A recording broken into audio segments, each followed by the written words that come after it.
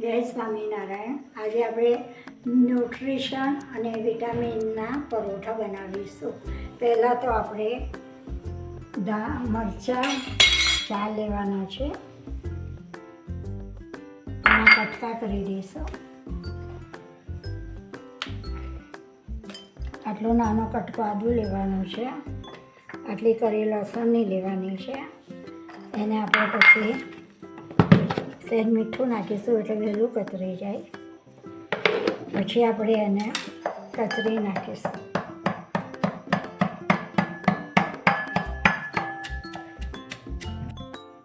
હવે આપણે એની અંદર એક બીટ નાખીશું, એક આદુ હળદર નાખીશું, એક ગાજર નાખીશું, એક કાકડી નાખીશું, 2 શક્કરિયા નાખીશું અને એક લાલ મરચું નાખીશું. પહેલાં આપણે શક્કરિયાને બધી વસ્તુને છીણી લેવાની છે. તો પહેલાં આપણે આવી રીતે શક્કરિયા છીણી લઈશું. હવે આપણે શક્કરિયા 2 છીણી લીધા છે. હવે આપણે બીટ છોલી નાખીશું.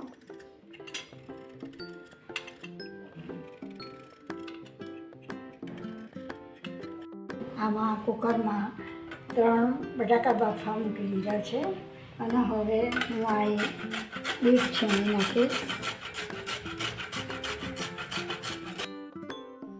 હવે આપણે ગાજર છીણી નાખીશું.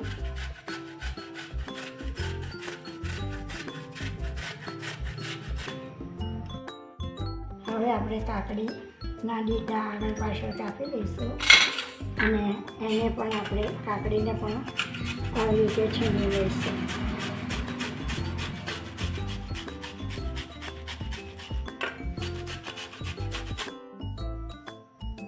હવે આપણે એક મરચું આવું લેવાનું અને એને પણ છીણી નાખવાનું છે.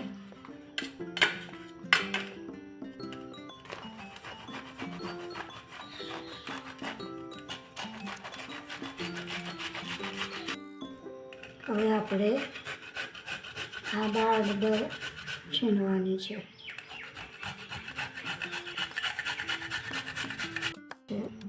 હવે આપણે 3 કાંદા લીધા છે, એને પહેલાં આપણે છોલી નાખીશું.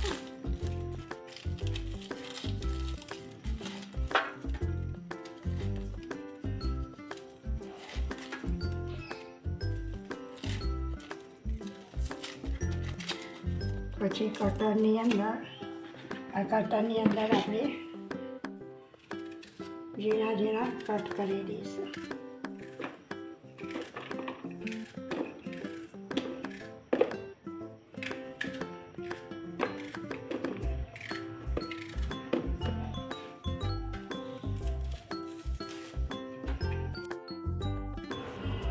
હવે આપણે બટાકા બાફ્યા હતા 3 નંગ, તે 3 નંગના મેં નાના કટકા કરી અને બાફવા મૂક્યા હતા. તો હવે હું એને કટ કરી દઉં છું.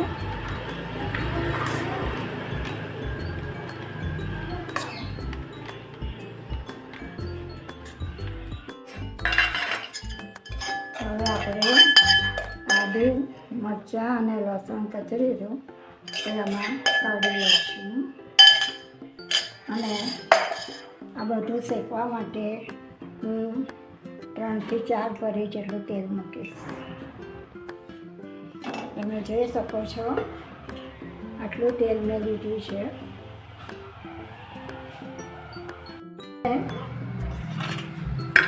હું એની અંદર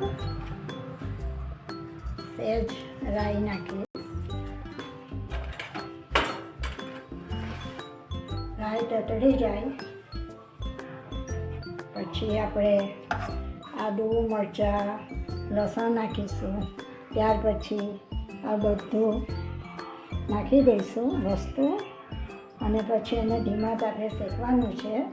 પછી આપણે આલુમાં બધી વસ્તુ ભેગી કરી દઈશું અને બધો મસાલો નાખીને ભેળવી અને આપણે મસ્ત પરોઠા બનાવી દઈશું.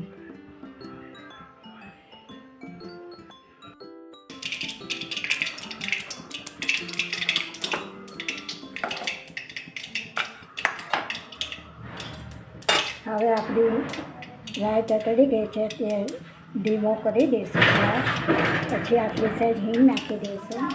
હિંગમાં આપણે આદુ મરચાં અને લસણ નાખી દઈશું.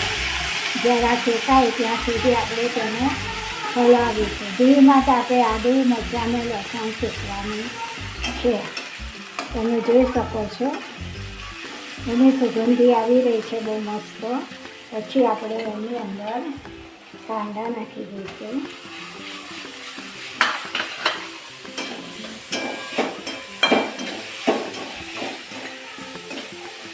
પછી ગાજર નાખી દઈશું.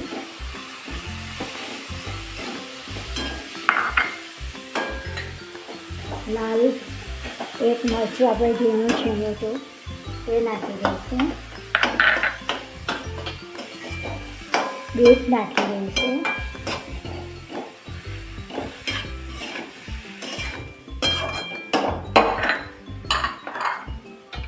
શક્કરિયું 2 નાના છીણેલા તે નાખી દઈશું.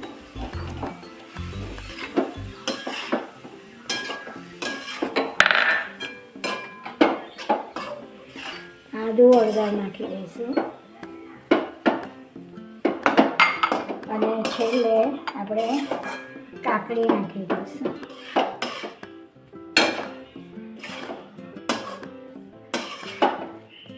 પછી આપણે પહેલાં ચડવા માટે સહેજ મીઠું નાખી દઈશું. ધીમા તાપે શેકવાનું છે.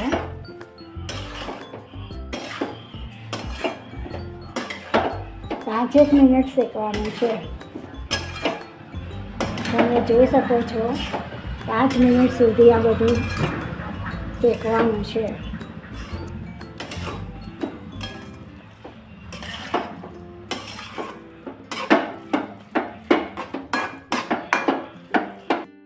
તમે જોઈ શકો છો 5 મિનિટ થઈ ગઈ છે.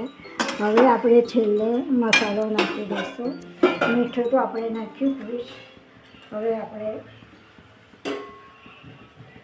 ગરમ મસાલો પહેલાં નાખીશું. મરચું નાખીશું. મોરું અને તીખું બંને ભેગું નાખવાનું છે. મરચું મિક્સ કરેલું છે મરચું. હળદર નાખીશું અને 1 ચમચી આપણે ધાણા જીરું નાખીશું. પછી ધીમાં આપણે તેને હલાવી દઈશું.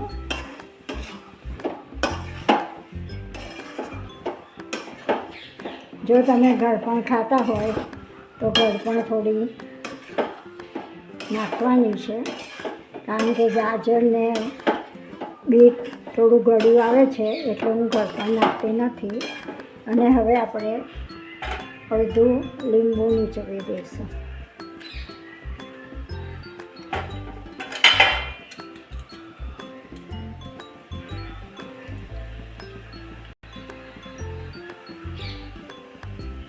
જો તમે ખાટું ખાતા હોય તો આખું લીંબુ નીચોવી દેજો.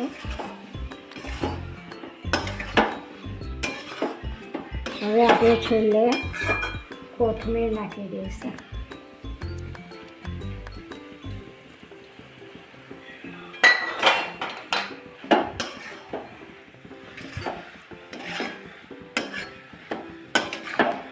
એક સેકન્ડ માટે આપણે તેને હલાવી લઈશું. ત્યાં સુધી આપણે ઠંડુ પડ્યા ત્યાં સુધી આપણે પરોઠાનો લોટ બાંધી દઈશું. મેં આટલો લોટ લીધો છે. એની અંદર એમાં તો આપણે ચડાવવાનું છે. એની અંદર આપણે મીઠું નાખી દઈશું. માપસર મીઠું નાખવાનું છે. 2 પરી તેલ નાખવાનું છે. હવે આપણે લોટ બાંધી દઈશું. હવે આપણે પરોઠાનો લોટ બાંધી દઈશું. પહેલાં મોઈ નાખ્યો છે ત્યાં સુધી આપણે 5 મિનિટ આમાં થઈ ગઈ છે ચડવામાં. તમે જોઈ શકો છો. હવે આપણે ગેસ બંધ કરી દઈશું. ઠંડુ પડે ત્યાં સુધી આપણે લોટ બાંધી દઈશું. પરોઠાનો લોટ રોટલીનો જ બાંધવાનો છે, બહુ કઠણ નથી બાંધવાનું.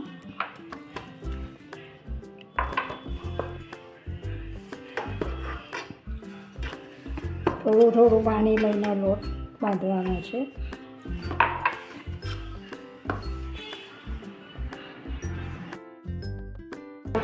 બંધાઈ ગયું છે. આ રીતનો લોટ બાંધવાનો છે. હવે આપણે લુવા પાડી દઈશું.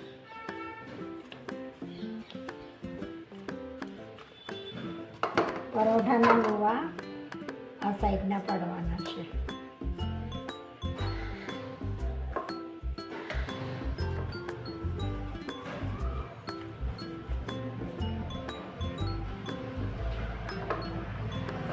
આવી રીતે બધા જ લુવા પાડી દઈશું. ત્યાં સુધી આપણે જોઈ લઈશું કે આપણો મસાલો નાખેલો બધું ઠંડુ પડી ગયું છે. હવે આપણે આલુમાં આના ભાગનો મસાલો આમાં કરી દીધો છે. હવે આપણે આલુમાં ઘરનું મીઠું નાખી દઈશું. આના ભાગનો જ મસાલો કરવાનો રહેશે. હવે આપણે મરચું નાખીશું, હળદર નાખીશું, ગરમ મસાલો નાખીશું અને ધાણા જીરું નાખીશું. લીંબુ નથી નાખવાનું અને ખાંડ પણ નથી નાખવાની. નહીં જે હિંગ નાખીશું. હવે આપણે બધું મિક્સ કરી લઈશું.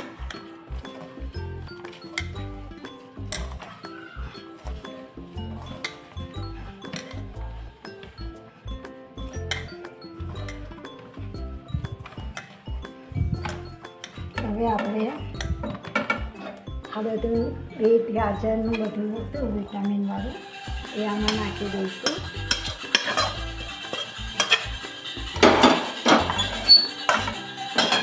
હવે આપણે આ બધું ભેગું કરી દઈશું.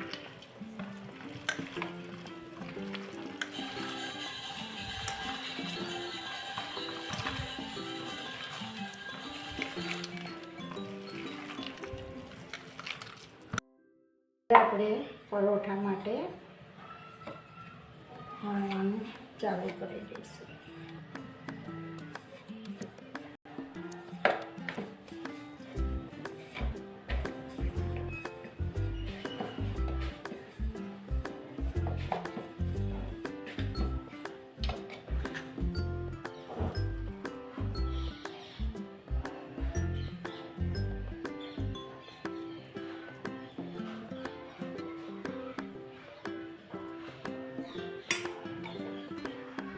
પછી આપણે મસાલો ભરીને રોટલીમાં આવી રીતે ગોળ ગોળ વાળી લઈશું.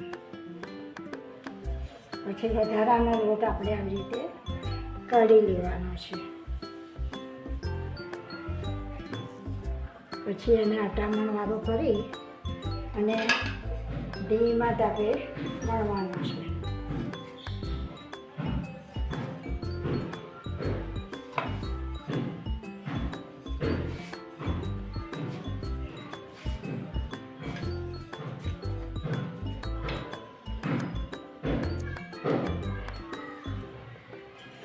હવે આપણે લોડી તપવા મૂકી દીધી છે. તો પહેલાં તેલવાળી લોડી કરી દઈશું.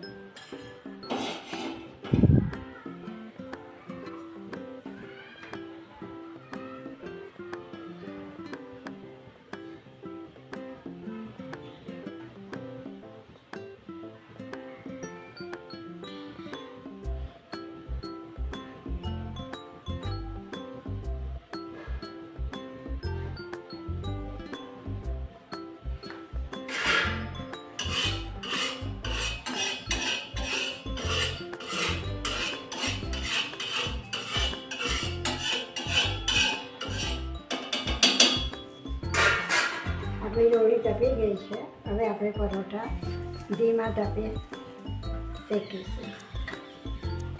એક શેકવા મૂક્યું છે. હવે આપણે બીજું વણવાની તૈયારી કરી દઈશું. ધીમા તાપે શેકવાના છે.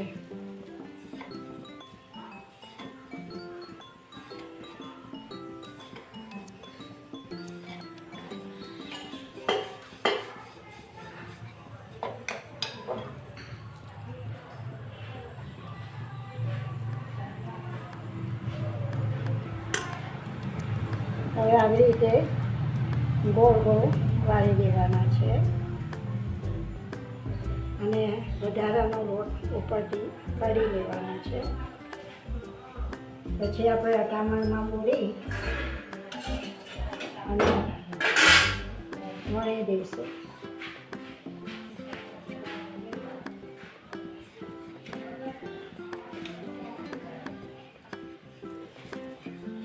ઓછા હાથે એકદમ વણવાના છે.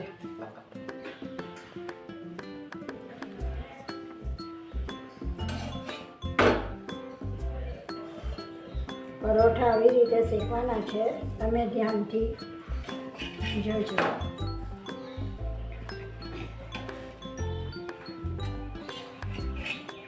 હવે સેટ ખાસ ગેસ કરવાનો છે.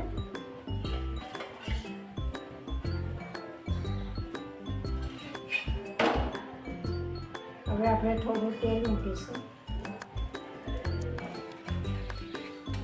બંને બાજુ તેલ મૂકવાનું છે.